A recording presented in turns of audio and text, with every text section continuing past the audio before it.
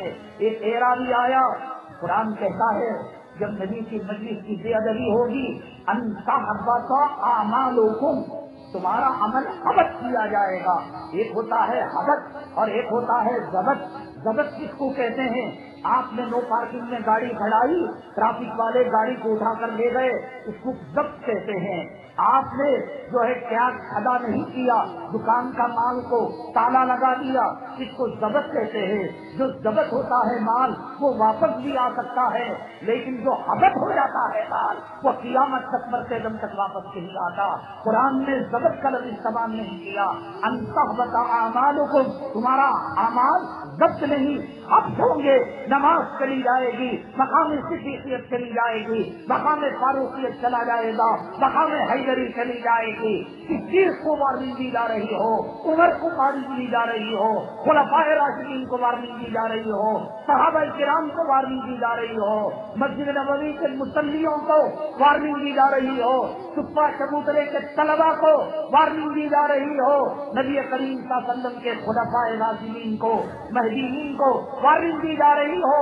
داڑھی مڈے تیری کیا حیثیت ہے، مال کے پجاری تیری کیا حیثیت ہے، سود خور تیری کیا حیثیت ہے، حرام خور تیری کیا حیثیت ہے، جورو کے غلام تیری کیا حیثیت ہے، خدا کے گھر کو ویران کرنے والے تیری کیا حیثیت ہے۔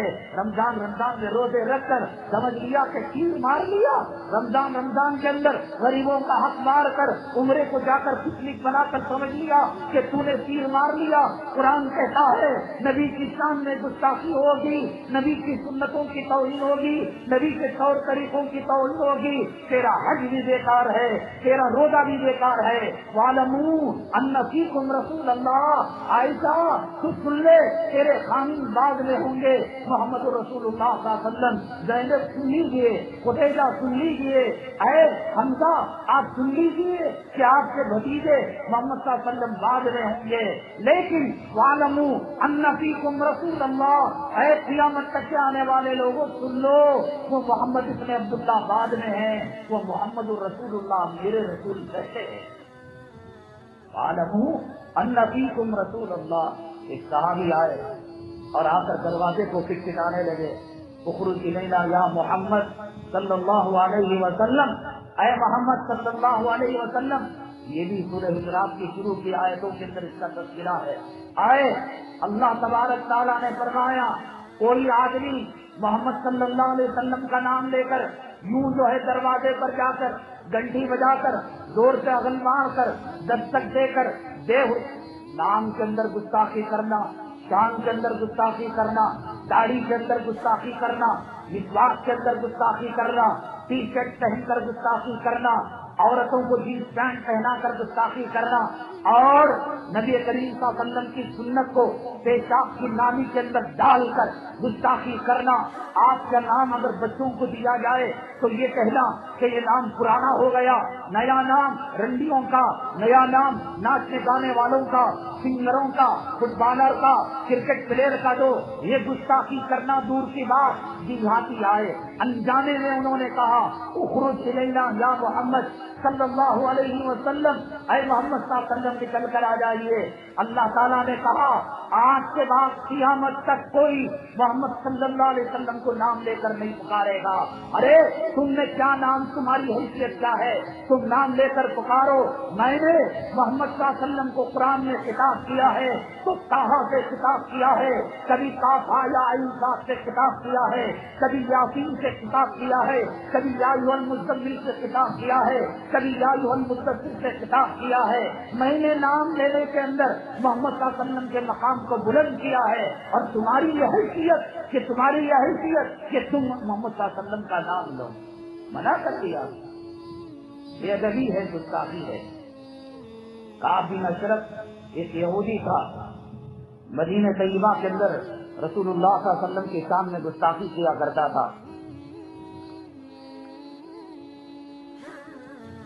میں نے آپ کو بتایا، کان کھول کر سنیں، نبی کریم صلی اللہ علیہ وسلم کو جس نے گالی دی، ذات کو آپ معاف کر سکتے ہیں، آپ کو شاعر کہا آپ معاف کر سکتے ہیں، آپ کے چچا کو قتل کیا ان کے اعضاء کا ہار بنا کر گلے میں ڈالا، ہندا کو آپ نے معاف کیا، حضرت لہدی کو آپ نے معاف کیا، ایمان اور ہدایت سے مالا مال کروایا۔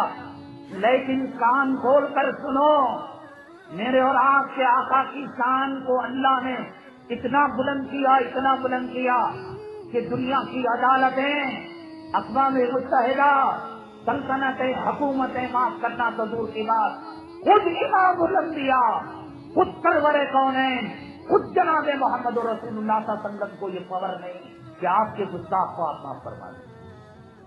صاحب ابن اشرف اپنی باغیوں کے ساتھ، اپنے غلاموں کے ساتھ، آج بھی اس کا قلعہ مدینہ طیبہ کے اندر اس کے قلعے پہ آتا ہے، بہت توہین کیا کرتا تھا۔ مجلس میں اللہ کے نبی صلی اللہ علیہ وسلم تشریف فرما تھے، آپ نے کہا کہ کون صاحب ابن اشرف کا سر قدم کر کر میرے قدموں میں لا کر ڈالے گا۔ حضرت محمد بن مسلمہ رضی اللہ تعالیٰ عنہ فرماتے ہیں، اللہ کے نبی صلی اللہ علیہ وسلم دعا کیجیے میرے بارے میں کہ اللہ تعالیٰ مجھے ہدایت دے اور اس عمل کی مجھے اللہ تعالیٰ توفیق نصیب فرمائے اور یہ عمل اللہ میرے ہاتھوں سے کروائے۔ اللہ کے نبی صلی اللہ علیہ وسلم نے دعائیں دی، ابو نائلہ رضی اللہ تعالیٰ عنہ کو ساتھ لیا، ایک اور صحابی کو ساتھ لیا، بعد ابن اشرف سے ملاقات کے لیے گئے۔ وہ قلعوں میں دروازے کئی دروازوں کے اندر وہ رہا کرتا تھا، کئی مرحلوں کی سیکورٹی چیک کے بعد اس تک پہنچنا پڑتا تھا۔ وہ گئے، محمد بن مسلمہ رضی اللہ تعالیٰ عنہ نبی کریم صلی اللہ علیہ وسلم سے شروع ہی میں اجازت لے لی تھی، اے اللہ کے نبی صلی اللہ علیہ وسلم، ہم ایسے ویسے جملے کہہ کر صاحب بن اشرف کو ذلیل کر گمراہ کریں گے اور اس کو کنفیوز کریں گے، اجازت اس لیے صحابہ کرام جانتے تھے کہ مذاق کے اندر بھی، غلطی کے اندر بھی، نادانی کے اندر بھی، جھوٹ کے اندر بھی اور انجانے میں بھی نبی کی گستاخی ناقابل بات ہے۔ قرآن نے کہا پہلے پارے کے اندر، لا تقولوا رائنا وقولوا انظرنا، یہ اسلام مسلمان دشمن نبی کریم صلی اللہ علیہ وسلم کو جب کو کہنا ہوتا ہماری طرف نظر کرم فرمائیے تو کہتے رائنا۔ رائنا ایک اس کا ترجمہ ہے ہمارا چرواہا، ہمارے بکریوں کو چرانے والا۔ رائنا اس کا ایک ترجمہ ہے ہمارے طرف دیکھیے، جو معنی والے الفاظ جس میں ایک معنی صحیح بھی ہو اور ایک معنی غلط کی گنجائش ہو۔ 1400 سال پہلے کلام پاک نے منع کر دیا کہ ایسا لفظ بھی استعمال مت کرو کہ جس کے ایک پہلو کے اندر نبی کی شان میں گستاخی ہو رہی ہے۔ لا تقولوا رائنا وقولوا انظرنا، انظرنا کہو، اس کے اندر دوسرا پہلو نہیں ہے۔ حضرت ملک الموت کسی کے در پر جا کر ڈرے نہیں، خوف نہیں کھائے۔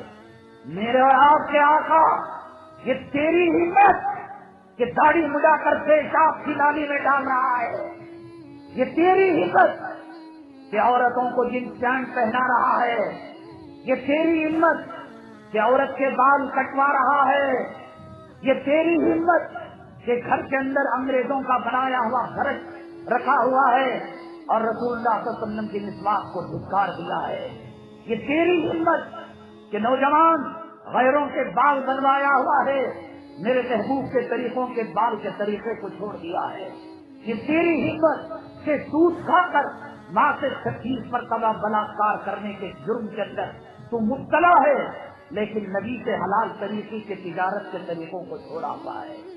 ملک الموت فرشتے ہیں، ملک الموت چاہ کر بھی گناہ نہیں کر سکتے۔ ملک الموت جنہوں نے انسانوں کی روح، مسلمانوں کی روح، مومنوں کی روح، اولیاء کی روح، اقطاب کی روح، ابدال کی روح، غوثوں کی روح، صحابہ کی روح، پیغمبروں کی روح کو نکالنے والے آقا کے دربار میں آئے، تھر تھر تھر تھر تھر کانپنے لگے۔ اللہ نے پوچھا، اے ملک الموت، ہمارا آرڈر نہیں، ہمارا فرمان نہیں، ہمارا حکم نہیں، کیوں ڈر کانپ رہے ہو؟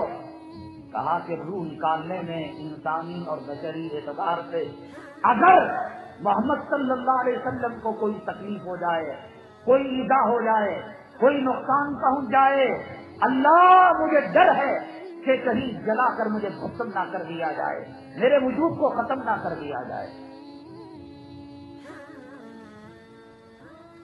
मलकुल मौत डर रहा है, मलकुल मौत कांप रहा है, मलकुल मौत को खौफ है कि मोहम्मद सल्लल्लाहु अलैहि वसल्लम की रूह निकालूं तो कहीं आपकी परेशानी मुझे तबाह बर्बाद ना कर दे। दाढ़ी बनाने वाला गुस्ताखे रसूल है। आज का बयान सुनने के बाद अगर वो दाढ़ी नहीं रखता, इस्लामी हुकूमत होती, खुलफाए राशिदीन की हुकूमत होती, खुदावंद कुद्दूस की इज्जत और जलालत की कसम मस्जिद से बाहर नहीं निकलता कि उसका सर तन से जुदा कर दिया जाता।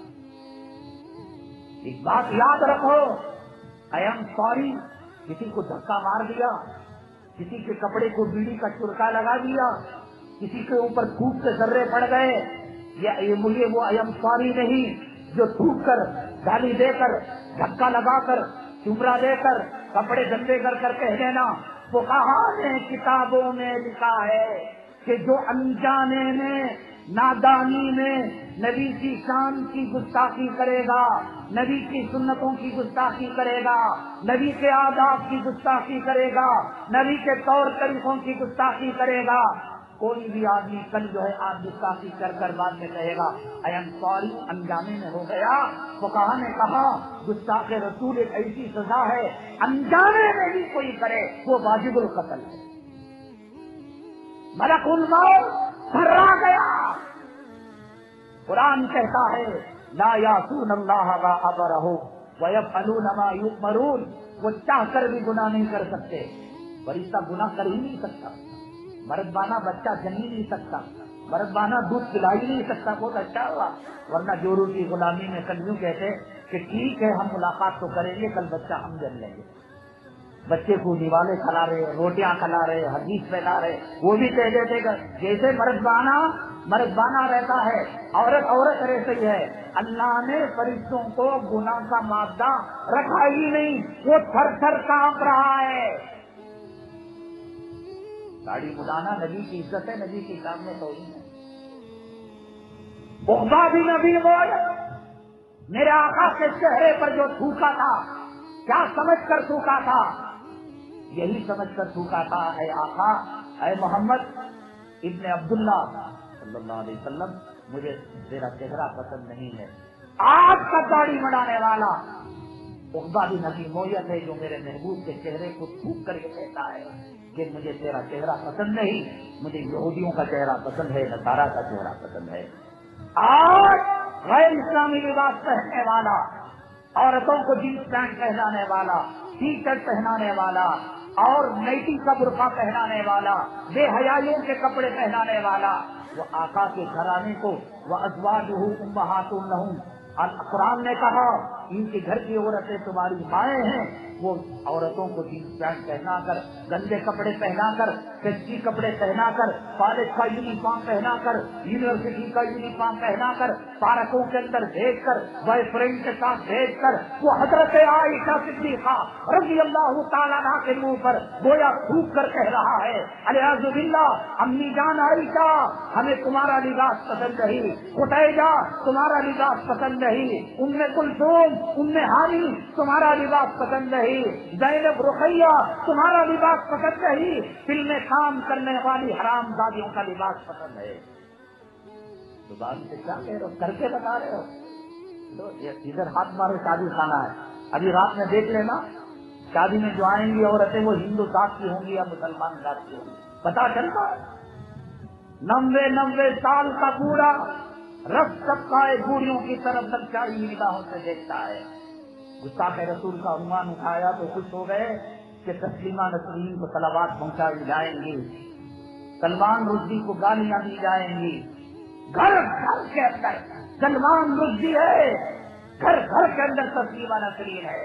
उसने पूरी जिंदगी के अंदर सैतानिक वर्सेस एक किताब लिखी, उसने पूरी जिंदगी के अंदर शैतानी कलिमात एक किताब लिखी, उससे तस्लीमा नसरीन ने पूरी जिंदगी के अंदर एक किताब उम्महातुल मुमिनीन की शान में कहीं 2-4 जुमले उसके गुस्ताखी से लिखे।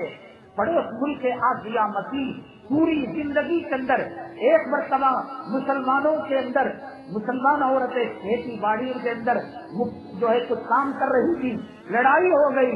उस लड़ाई में उसने सिर्फ ये कह दिया کہ محمد صلی اللہ علیہ وسلم حضرت خدیجہ سے جو نکاح کیا وہ مال کی حوث سے کیا. پڑوس ملک کی سیشن کورٹ, ہائی کورٹ اس کو سزائے موت دے دی, حالانکہ وہ مسلمان نہیں تھی, وہ کرسچن تھی. 1992 سے لے کر 2018 تک قید و بند کی زندگی گزارنے پر اس کو مجبور کیا گیا. یہ الگ بات ہے کہ وقت کا جو عالمی فرعون ہے, وقت کا جو نمرود ہے, وقت کا جو شداد ہے, وقت کا جو حامان ہے, اس کا سب ممالک پر حکم چلتا ہے. اس کے اشارے پر اس مردودہ ملعونہ آسیہ مسیح کو سپریم کورٹ نے پڑوسی ملک سے رہا کر دیا. ایک جملہ کہا تھا اور وہاں کے سلمان تاثیر ایک گورنر تھا جو اس علاقے کا تھا, اس نے یہ کہا کہ یہ جو 309 کا جو دفعہ ہے جو شان نبوت میں گستاخی پر واجب القتل قرار دیا جاتا ہے, یہ کالا قانون ہے. تو باڈی گارڈ نے اس کو واصل جہنم کر دیا. اس ایک آسیہ مسیح کی وجہ سے پھر ان کو جنہوں نے سلمان تاثیر کو قتل کیا اس کو جو ہے جامع شہادت سینے پر مجبور کیا گیا. پھر ایک اور وزیر اس کے لپیٹے میں آ گیا لیکن اس کو باعزت بری کر دیا گیا. کیوں؟ اس لیے کہ عیسائی طاقتیں, یہودی طاقتیں, اسلام مسلمان طاقتیں, ان کا پوری دنیا پر اپنا زور چل رہا ہے. انہوں نے زور چلایا ہوگا کہ ہم قرض بند کر دیں گے, ہم تمہیں دہشت گردی کے لپیٹے میں لے لیں گے, فلاں کریں گے, فلاں کریں گے. مجبوراً اس کو جو ہے چھوڑنا پڑا. ایک جملہ اس نے کہا, ایک کتاب اس نے لکھی, ایک کتاب تسلیمہ نسرین نے لکھی, صبح سے لے کر شام تک آج کا نوجوان سامنے بالے ڈالنے والا, سر کے بال ایسے جیسے پہلے عورتیں چولہے کے اندر لکڑیاں جمع کرتی تھی, لکڑی کے اوپر لکڑی, لکڑی کے اوپر لکڑی, سائڈ کی کٹنگ اور اوپر جو ہے مٹھی بھر بال. شاید اس لیے کہ قیامت کے دن اللہ تعالیٰ جہنمی فرشتوں کو کہے گا ان کے جسم گندے ناپاک, جن کے منہ پکڑ پکڑ کر چوٹیاں پکڑ پکڑ کر ان کو جہنم کے اندر ڈالو. آج کا نوجوان مسلمان, نمازی, حاجی, عمرہ کرنے والا, پہلی سب میں نماز پڑھنے والا, اپنے عمل سے نبی صلی اللہ علیہ وسلم کی کتنی گستاخی کر رہا ہے. گاڑی منڈانا یہ نبی کی شان کی تعریف ہے, نبی کی توہین ہے. یہ غیروں کے کپڑے پہننا یہ نبی کی تعریف ہے یا نبی کی توہین ہے. ابو محذورہ رضی اللہ تعالیٰ نبی کریم صلی اللہ علیہ وسلم کے پاس لائے گئے. آپ نے سر کے اوپر ہاتھ رکھ کر دعائیں دی. فرماتے ہیں سردی آ گئی, گرمی آ گئی, کیسے کیسے حالات آ گئے, لیکن میں نے اتنے ہردے کے بال کو نہیں تراشا اس لیے کہ ان بالوں پر میرے محبوب صلی اللہ علیہ وسلم کے ہاتھ لگ چکے تھے. حکیم نانوتوی رحمت اللہ علیہ مدینہ طیبہ میں بغیر چپلوں کے چلتے تھے. امام مالک رحمت اللہ علیہ دیواروں کے سائے میں چلتے تھے. استنجا کرنا ہوتا مدینے کے حرم کے باہر چلے جاتے, کہیں حرم کے باہر موت نہ آ جائے, حرم کے اندر پیشاب بھی نہ کریں, حرم سے باہر بھی نہ جائیں, تو حدود حرم میں ایک قدم باہر ایک قدم اندر, استنجا اور فضلہ حدود حرم کے باہر. اس حد تک احتیاط کی. قاسم نانوتوی رحمت اللہ علیہ کو پوچھا گیا کیا مدینے میں چپل پہننا حرام ہے؟ کہا چپل جوتا پہننا حرام نہیں. کہیں آقا کے قدم زمین اطہر پر مسجد نبوی اور مدینہ طیبہ کی سرزمین پر اس جگہ پڑے ہو اور قاسم کا جوتا اسے رونتا ہوا چلا جائے. قاسم کو ڈر ہے کہ کہیں اس کا ایمان حفظ نہ ہو جائے, ضبط نہ ہو جائے.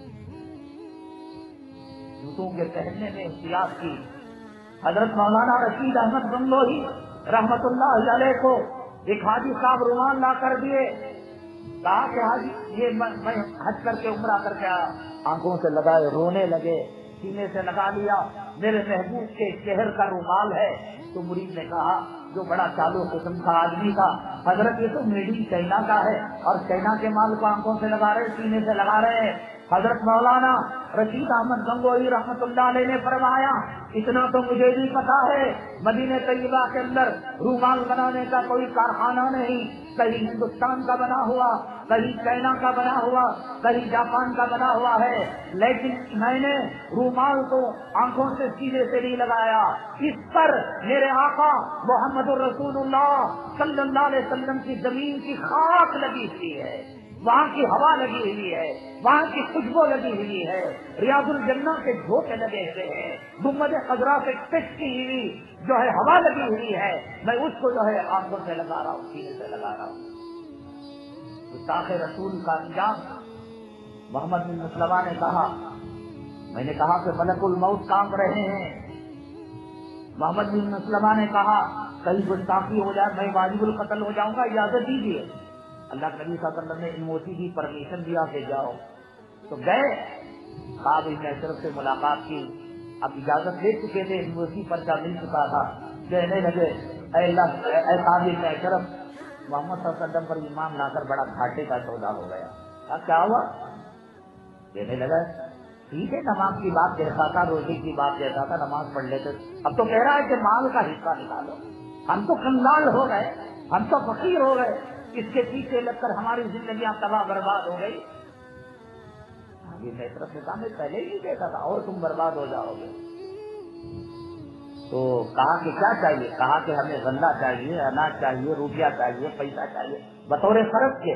اب واپس کر دیں، اپنے نیک لوگ ہیں، ہم تیری جماعت میں تیرے ٹولے میں شامل ہو جائیں گے۔ اب چونکہ اگریمنٹ کر رکھا ہے محمد صلی اللہ علیہ وسلم سے، کچھ دنوں کی بات ہے، اگریمنٹ ختم ہو جائے گا تو ہم جو ہے تیرے ساتھ ہو جائیں گے۔ ٹھیک ہے ہم دیں گے۔ اس زمانے میں گروی رکھ کر مال دیا جاتا تھا، گروی رکھو۔ محمد بن مسلمہ نے پوچھا کیا چاہیے؟ کہنے لگا بیویوں کو رکھو۔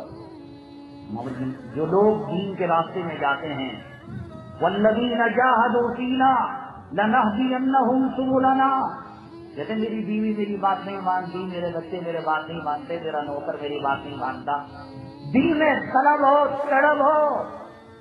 ایک محمد الیاس دل میں تڑپ رکھا تھا، طلب رکھا تھا، راتوں کو روتا تھا، امت کی فکریں کیا ہوا تھا۔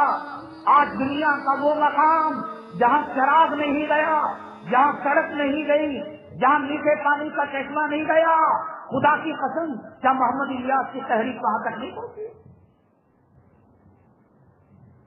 کیا محمد زکریا صاحب رحمۃ اللہ علیہ کی فضائل اعمال وہاں تک نہیں پہنچی؟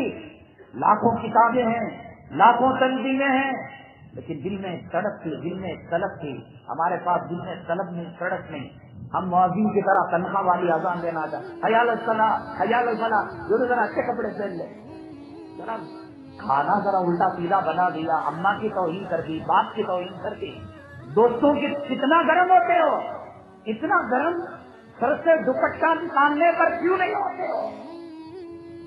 گندے کپڑے پہننے پر کیوں نہیں ہوتے ہو؟ ٹی وی دیکھنے پر، ناچ گانا دیکھنے پر کیوں نہیں ہوتے ہو؟ ایسی مجلس ہیں جہاں ویڈیو گرافی، ننگا ناچ، خدا کے عذاب اور خدا کے قہر کو دعوت دی جاتی ہے، اس کے لیے گفٹ دے کر دیتے ہو۔ سونے کی چین ہے، سونے کی انگوٹھی ہے، چاندی کی انگوٹھی ہے، 500 روپے لفافہ بند ہے، 5000 روپے لفافے ہیں، ایک جوڑا کپڑا، اور اس آگ کے اندر تیل ٹنڈا ڈال رہے ہو۔ والذین جاہدوا فی، محمد بن مسلمہ کوئی سبق پڑھ کر نہیں گئے تھے، کہا بیویوں کو گروی رکھو۔ اللہ نے فوراً گھر میں بانٹا، اللہ کے راستے میں جاؤ گے، دعوت کے راستے میں، تبلیغ کے راستے میں، بے نمازی کو نمازی بنانے کے راستے میں، کسی کو حق پر لانے، بیوی کو حق پر لانے، اولاد کو راہ راست پر لانے، اللہ دل کی کھڑکیاں کھول دیتے ہیں۔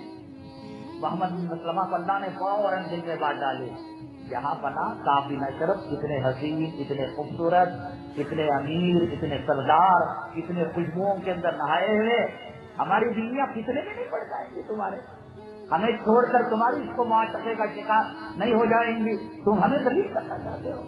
مانا کہ ہم دو دانے کے محتاج بن کر آئے، اب اس کو چڑھا دیا، تو کہا ٹھیک ہے اولاد کو دے دو۔ تو کہنے لگے محمد بن مسلمہ ہم جی پائیں گے جس کے بچے گروی جو ہے کعب بن اشرف کے دربار میں رکھے ہوئے ہوں، پھر کل ان اولاد کو تانا دیا، ارے تیرا باپ تو 2 مٹھی غلے کے خاطر تجھے جو ہے گروی رکھ دیا، کیا عزت رہے گی؟ تو پھر کیا ہتھیار ہیں یہ ہماری عورت سے زیادہ پیارے، ہماری اولاد سے زیادہ قیمتی کعب بن اشرف، کس کو آپ بطور گروی پہ رکھ لیں، پیچھے رکھ لو، ابھی دے دو۔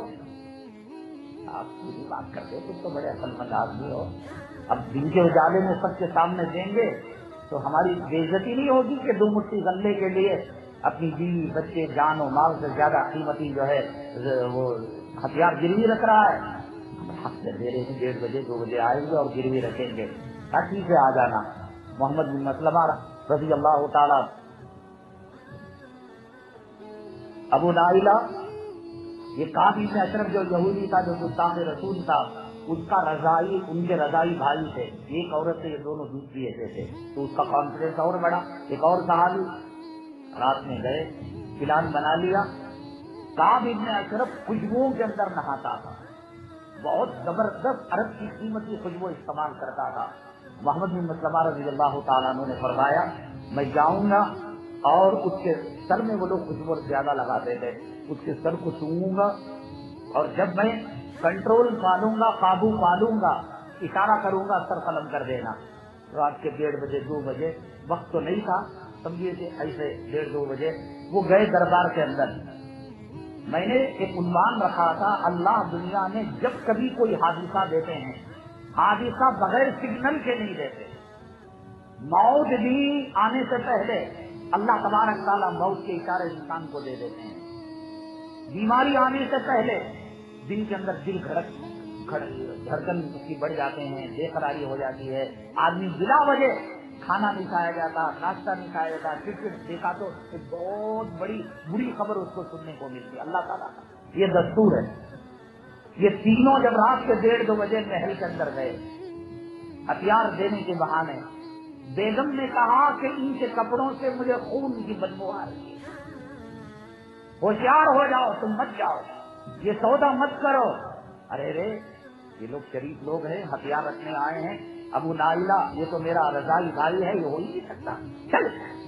اللہ تعالیٰ نے سیزن دے دیا، مانا نہیں تھا، مقدر میں کتے اور خنزیر کی موت مرنا تھا۔ یہ تینوں گئے، محمد بن مسلمہ نے کہا اجازت ہو حضور میں سر کی خوشبو سونگ لوں، تو سر کی خوشبو کو سونگا تو کہا ماشاءاللہ بہت اچھی، ایک اور مرتبہ اجازت دیجیے، ایک اور مرتبہ، کہا کہ ایک اور مرتبہ، تیسری مرتبہ دیا تو بری طریقے سے اس کو اپنے قابو میں، سر کے بال کو جب مٹھی میں لے لیا جاتا ہے انسان بے قابو ہو جاتا ہے، ایسے لیا، ایسے اشارہ کیا تو سر قلم کر دیا۔ فجر کی جب رات میں بات ہوئی تھی، عشاء کی رات، اور فجر اور تہجد میں سر لے کر حضور صلی اللہ علیہ وسلم کے قدموں کے اندر ڈال دیا۔ اللہ کے نبی صلی اللہ علیہ وسلم خوشی سے نعرہ تکبیر اللہ اکبر کا نعرہ بلند کیا اور فرمایا کہ تمہاری کامیابی کی طلب مجھے مل چکی تھی، تمہارے چہرے اللہ تعالیٰ کامیاب کرے۔ تو صحابہ اسے سن کر خاموش نہیں ہو گئے، اللہ آپ کے چہرے کو بھی کامیابی نصیب فرمائے، دعائیں دی۔ یہ گستاخ رسول صلی اللہ علیہ وسلم کا انجام ہے، قرآن کے اندر، حدیث کے اندر فقہا نے جو بیان کیا۔ اب کیا ہم اپنے عمل سے جو کام کر رہے ہیں یہ نبی کی محبت ہے یا نبی کی گستاخی ہے؟